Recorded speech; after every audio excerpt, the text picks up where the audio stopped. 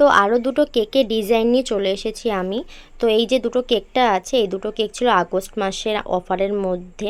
তো প্রথম যে কেকটা দেখতে পাচ্ছ, এই কেকটা যে অর্ডার করেছে সে আমার কাছে বেশি কেক অর্ডার করেনি, একটা কি দুটো কেক অর্ডার করেছিল, তারপরে এই কেকটা অর্ডার করেছে।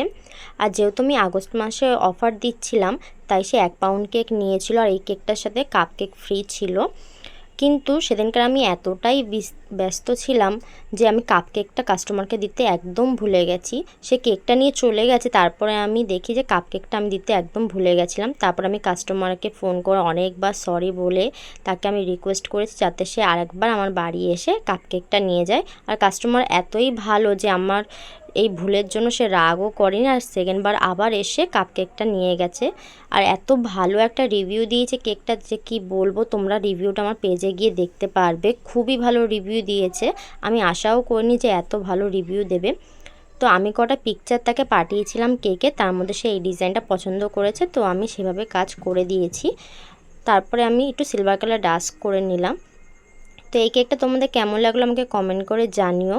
আর কাস্টমার তো খুব ভালো লেগেছে, খুব ভালো রিভিউ দিয়েছে। তোমরা যে কোনো চকলেট ফ্লেভারের কেক, যে কোনো ডিজাইনের কেক আমার কাছে অর্ডার করতে পারো।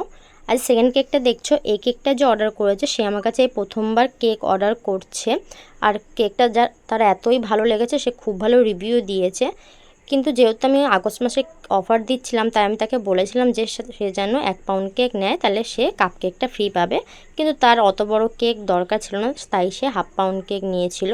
আর এই ডিজাইনটাও আমার পাঠানো কিছু পিকচার থেকে সে পছন্দ করেছে, নিজের মতন করেই কাস্টমাইজ করে নিয়েছে।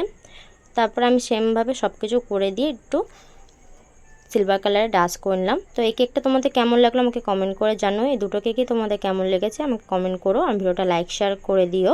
ওকে, টাটা।